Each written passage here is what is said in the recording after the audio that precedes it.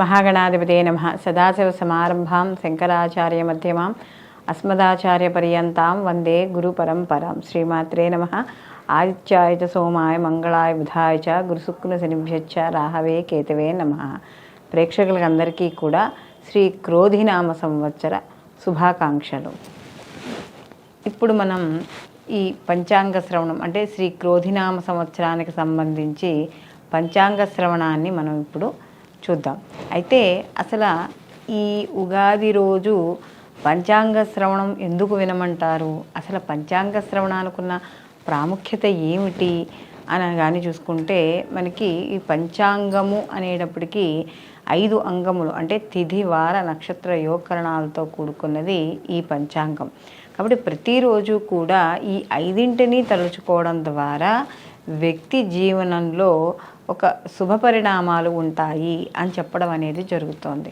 అసలు అలాంటి శుభ పరిణామాలు ఏమిటి అని కానీ చూసుకున్నప్పుడు ఈ యొక్క మామూలుగా మనం ఈ ఏదైతే తిథిని మనం తలుచుకుంటే మనకి లక్ష్మీ కటాక్షం అనేది కలుగుతుంది అని చెప్పడం అనేది జరుగుతుంది. అంటే ఈరోజు తిథి ఏమిటి అని కానీ చూసుకున్నప్పుడు అంటే ఇప్పుడు క్రోధినామ సంవత్సరంలో ఉంది మొదటి రోజు కాబట్టి పాడ్యమి, అంటే మనకి ఈ పాడ్యమి తిథిని తలుచుకోవడం ద్వారా అంటే ఆ రోజు ఏ తిథి అయితే ఆ తిథిని తలుచుకోవడం ద్వారా మనకి సంపద శ్రియం అంటే మనకి సంపద కలుగుతుంది. అలాగే వారాన్ని తలుచుకోవడం ద్వారా ఆయు వృద్ధి అవుతుంది. అలాగే నక్షత్రాన్ని తలుచుకోవడం ద్వారా పాపము పోతుందని, అలాగే యోగాన్ని తలుచుకోవడం ద్వారా రోగ నివారణ అవుతుందని, కరణం తలుచుకోవడం ద్వారా ఏదైతే పనులు అనుకుంటున్నామో ఆ పనుల్లో సిద్ధి కలుగుతుంది అని చెప్పడం అనేది జరుగుతుంది. కాబట్టి ఈ పంచాంగ ఫలితం అనేది ఇది. కాబట్టి ప్రతిరోజు కూడా ఇంట్లో గృహంలో దీపాన్ని వెలిగించుకుని ఆచమనం చేసుకుని ఆ రోజు తిథి వార నక్షత్ర యోగకర్మలను ఎవరైతే ఆ రోజు తలుచుకుంటారో వాళ్ళకి ఇప్పుడు మనం చెప్పుకున్న ఫలితాలు అన్నీ కూడా ఉంటాయి అని చెప్పడం అనేది జరుగుతుంది. కాబట్టి ప్రతిరోజు కూడా ఈ పంచాంగం అనేది అందరూ కూడా తప్పనిసరిగా తలుచుకోవాలి. అలాగే ఇక్కడ మనకి ఈ సంవత్సరం కానీ చూసుకున్నప్పుడు అంటే ఈ శ్రీ క్రోధినామ సంవత్సరంలో మనకి ప్రతి సంవత్సరము కూడా మనకి ఒక్కొక్క రాజు మంత్రి అలాగే మనకి ఇలా చెప్పుకోవడం అనేది జరుగుతుంది. అయితే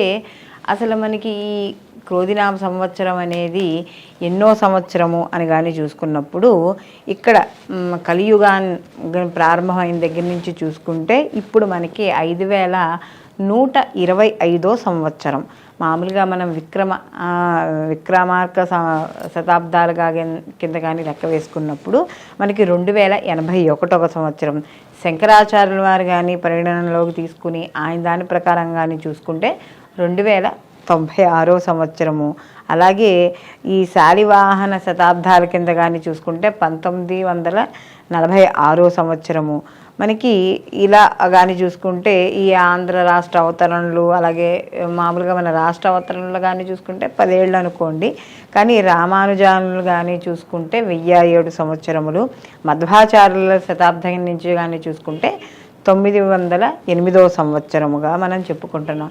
అయితే ఇప్పుడు అందరూ కూడా చాలామంది ఆంగ్ల సంవత్సరంతో సమానంగా కూడా మనకు చూసుకోవడం అనేది ఉంటుంది. కాబట్టి ఈ క్రోధినామ సంవత్సరం 2024-25 సంవత్సరానికి సంబంధించిన ఫలితాలుగా చెప్పుకోవడం అనేది జరుగుతుంది. అయితే మనకి ఇప్పటి వరకు మనం శతాబ్దాలు ఏ సంవత్సరానికి కలియుగం ఎన్నో సంవత్సరం చెప్పుకున్నాం కదా. ఇప్పుడు సంవత్సర ఫలితాలు కానీ చూసుకున్నప్పుడు ఈ క్రోధినామ సంవత్సరంలో మనకి ఈయన ఏదైతే ఆ యొక్క వారానికి అధిపతి ఉన్నాడో ఆ వారాధిపతి వచ్చి కుజుడు. కాబట్టి ఇక్కడ ఈ సంవత్సరం రాజు అపర సస్యాధిపతి నీరసాధిపతి కూడా కుజుడు అయ్యాడు. మంత్రి సేనాధిపతి అర్ఘ్యాధిపతి అలాగే మేఘాధిపతి శని భగవానుడు అయ్యాడు. పూర్వ సస్యాధిపతి వచ్చి చంద్రుడు, రసాధిపతి వచ్చి గురువు. అయితే ఇక్కడ నవనాయకుల్లో ఇక్కడ 2 శుభులు మిగిలిన 7 పాపులు అయ్యారు. అయితే ఇక్కడ పగటియందు రవి ఆర్ధప్రవేశం వల్ల ఇక్కడ సస్యనాశనము కాస్త ధరలు తగ్గడము ఇలాంటివి కనబడుతూ ఉంటాయి. అలాగే ఇక్కడ పశుపాలకుడైన గోష్ఠాప్రాకారకుడు ఎవరు అంటే యముడు. అయితే ఇక్కడ వ్యవసాయం అలాగే పాడి పంటల మీద వీటి మీద కూడా శ్రద్ధ అనేది తక్కువగా ఉంటుంది. మొత్తం మీద కానీ ఇక్కడ 2 తూముల వర్షం కానీ చూసుకుంటే, అంటే ఇక్కడ వర్ష ప్రభావం ఎలా పడుతుంది అని కానీ చూసుకుంటే 20 భాగాల్లో మనకు కానీ చూసుకుంటే సముద్రాల యందు మాత్రం మనకి 9 భాగాలు పడడం అనేది జరుగుతుంది. పర్వతాల యందు 9 భాగాలు, మిగిలిన 2 భాగాలు మాత్రం మనకి ఇక్కడ భూమి మీద పడ్డం అనేది జరుగుతుంది. అయితే ఇక్కడ కుజుడు ఎలా ఉంటాడు? ఎర్రగా ఉంటాడు. కాబట్టి ఎర్రటి పర్వత ప్రాంతాలు అలాగే భూములు అవన్నీ కూడా బాగా ఫలితాన్ని ఇవ్వడము, అలాగే వాటిలో వేసే పంటల ఫలితాన్ని ఇవ్వడము, మరియు వాటి యొక్క భూముల యొక్క ధరలు అంటే రేగడి నేలలు, ఇలా ఎర్రటి నేలలు, మట్టి ఉన్నవన్నీ కూడా ధరలు పడడం అనేది జరుగుతుంది. అయితే ఈ సంవత్సరం ధాన్యాల కంటే కూడా పుష్పాల ఉత్పత్తి బాగా అధికంగా ఉంటుంది. కాబట్టి వాటి యొక్క దిగుబడి అధికంగా ఉండడం వల్ల ఎవరైతే ఈ యొక్క పూల వ్యాపారాలు చేసుకునే వాళ్ళు ఉన్నారో వాళ్ళ యొక్క ఆదాయం అనేది పెరుగుతుంది. మొత్తం మీద కానీ చూసుకుంటే 16 వీసములకు 7 వీసల పంట ఫలిస్తుంది మనకి.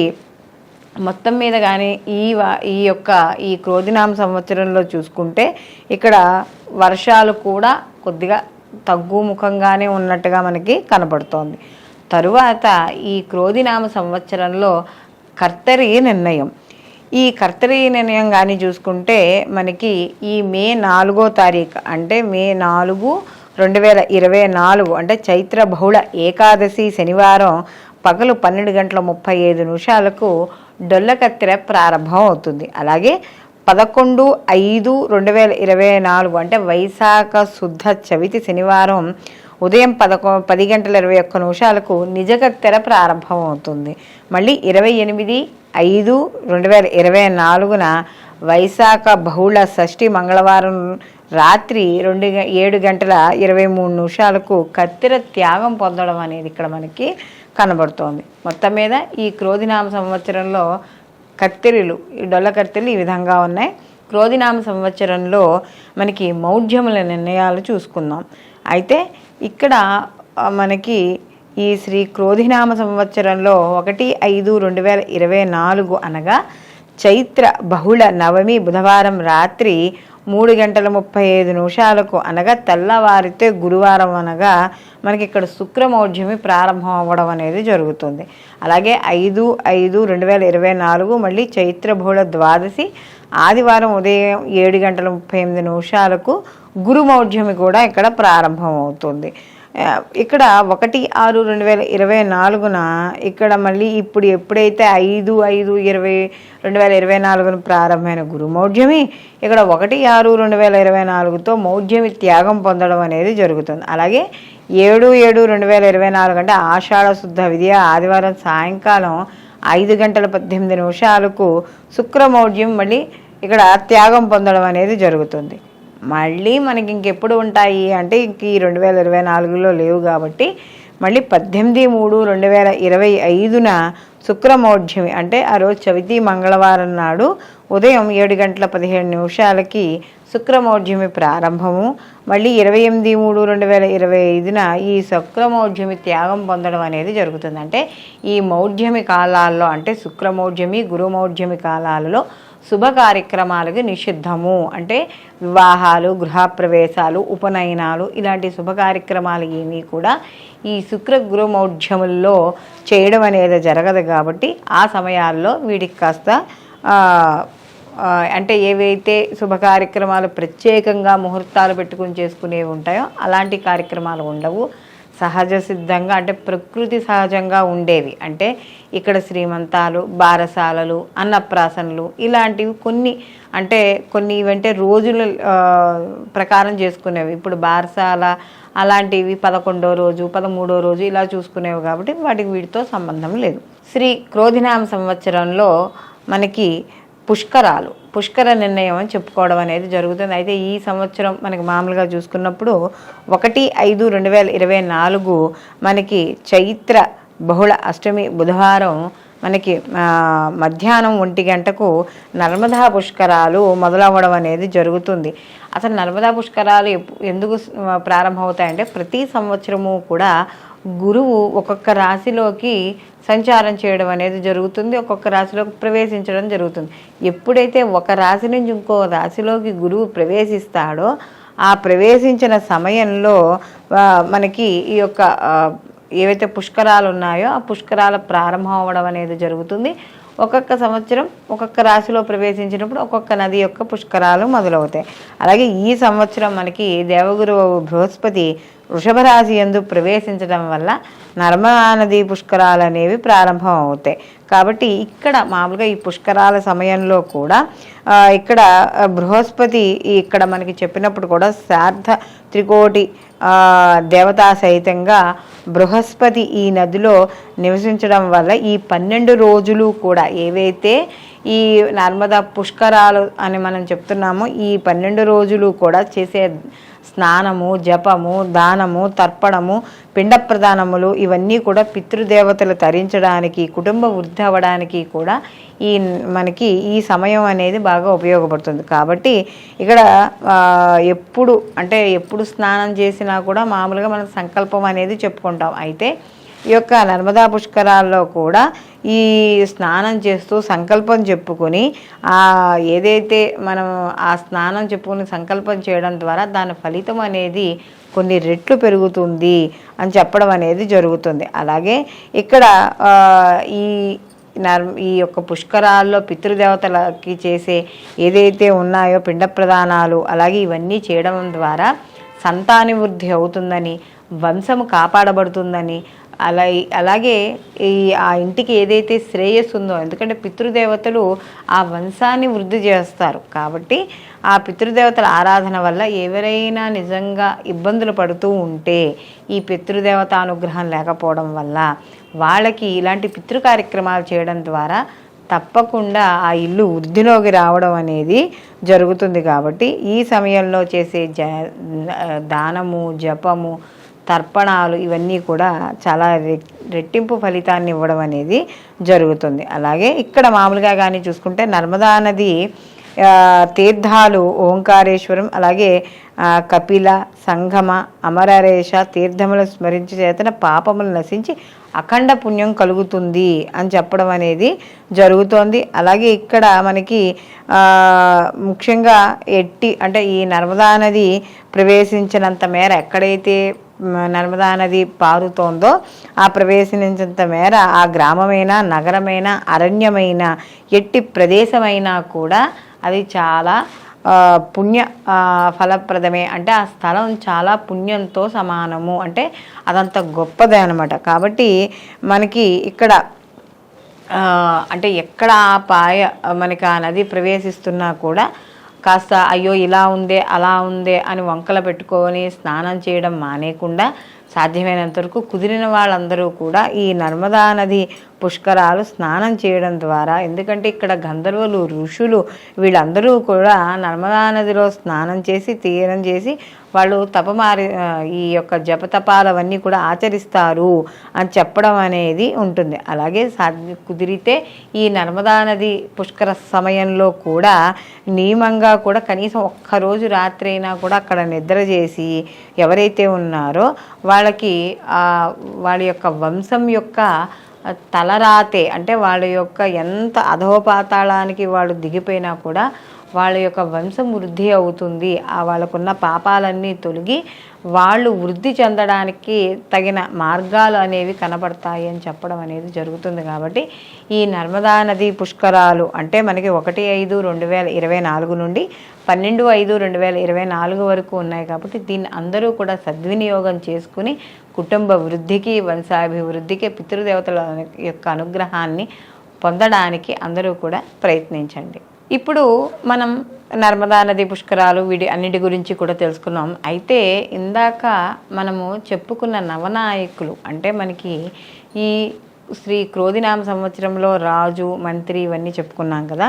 కాబట్టి ఇక్కడ కుజుడు మనకి రాజు అవ్వడం వల్ల, అంటే కుజుడు ఏమవుతాడు మనకి ఉత్ప్రేరకారకుడు, అంటే కోపానికి, క్రోధానికి కూడా కారకుడు. అలాంటి కుజుడు రాజు అవ్వడం వల్ల ఎలా ఉంటుంది అంటే కాస్త అగ్నికారకుడు కాబట్టి అగ్ని భయాలు, శస్త్ర భయాలు, కాస్త పంటలు తగ్గడం, అలాగే కాస్త దొంగలు, చోరులు వీటి వల్ల కాస్త ప్రజలు భయపడ్డము, అలాగే యుద్ధాలు, కాస్త ఒకరొకరు పాలకుల మీద ఒకళ్ళొకరు పరస్పరం విమర్శించుకోవడాలు, వివాదాలు ఇలాంటివన్నీ కూడా ఏర్పడతాయి. అలాగే కుజుడు సైన్యాధ్యక్షుడు కాబట్టి కాస్త సైన్యానికి సంబంధించిన నష్టాలు అంటే ఏమైనా యుద్ధాలు లేకపోతే చిన్న చిన్నవి ఏవైనా వచ్చినప్పుడు కాస్త సైన్యాన్ని నష్టపోవడం, యుద్ధ తీవ్రత, కాస్త ఆ దేశ ప్రజలు కాస్త అప్పుడప్పుడు భయాందోళనకు గురి అవ్వడం ఇలాంటివి కనబడుతూ ఉంటాయి. అయితే ఇక్కడ మంత్రి వచ్చేటప్పటికి శని భగవానుడు అయ్యాడు. అయితే శని మంత్రి అవ్వడం వల్ల వర్షాలు తక్కువగా పడ్డం అనేది ఉంటుంది. అయితే ఇక్కడ ఎక్కువగా ప్రజలు కూడా కాస్త పీడింపబడ్డం అంటే ఎవరైనా అధికారుల వల్ల కావచ్చు, దుర్మార్గుల వల్ల కావచ్చు, ఇలాంటి ప్రజలు ఎక్కువగా పరిపాలన వల్ల దేనివల్ల మొత్తానికి కాస్త ఇబ్బంది పడ్డం అనేది జరుగుతుంది. అలాగే ఇక్కడ చోర రోగాగ్ని బాధలు కూడా కాస్త ఉంటాయి. కాస్త ప్రజల యొక్క ఆస్తిపాస్తుల వల్ల కావచ్చు, ప్రాణాలు కావచ్చు, ఇవన్నీ కూడా కాస్త ఇబ్బంది పడే అవకాశము లేదా కొద్దిగా అనారోగ్య సమస్యలతో ధనం ఎక్కువగా ఖర్చు కావడము ఇలాంటివి కనపడుతూ ఉంటాయి. అలాగే ధాన్యాల యొక్క ధరలు కూడా పెరిగే అవకాశం అనేది కనపడుతోంది.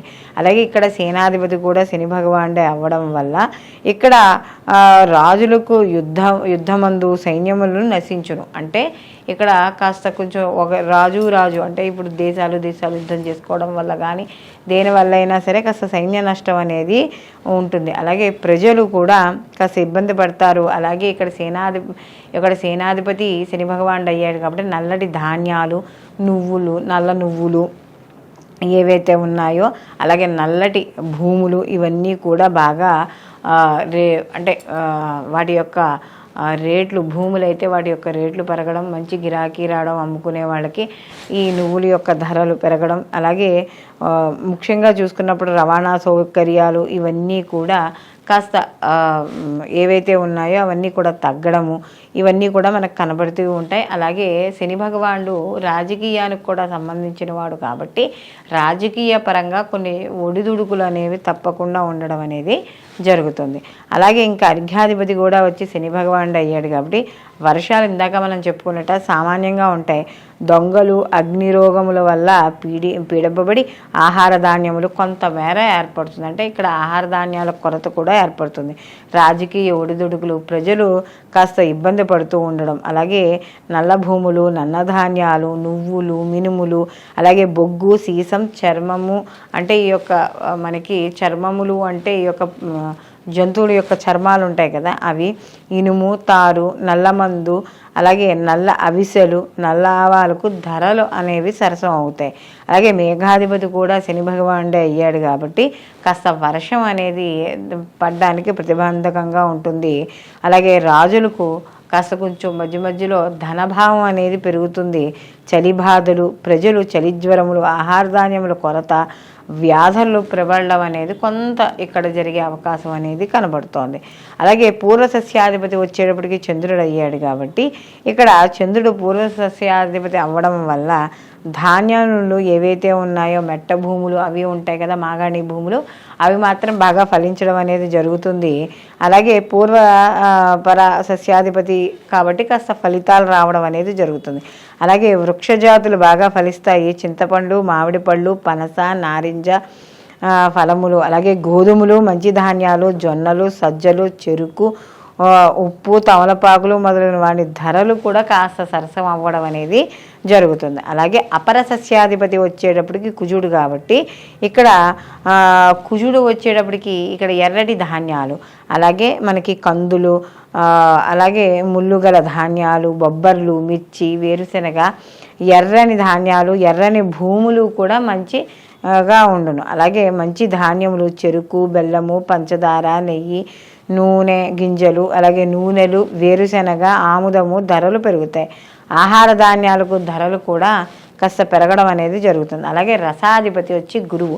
అయితే రసాధిపతి వచ్చి గురువు శుభగ్రహం కాబట్టి ఇక్కడ బంగారం, వెండి, నెయ్యి, పట్టు, పత్తి, బెల్లం, పంచదార, చెరుకు, వస్త్రములు ధరలు తగ్గి కాస్త ప్రజలకు అందుబాటులో ఉండడం అనేది ఉంది. కాబట్టి ఈ సంవత్సరం ఆడవాళ్ళు కానీ కాస్త బంగారం, వెండి మీద ఎవరైనా కాస్త ఇష్టం ఉన్న వాళ్ళకి కాస్త కొనుక్కోవడానికి కాస్త ధరలు తగ్గుతాయండో కాబట్టి చూసుకోండి. అయితే కొనుక్కోవచ్చు బాగా.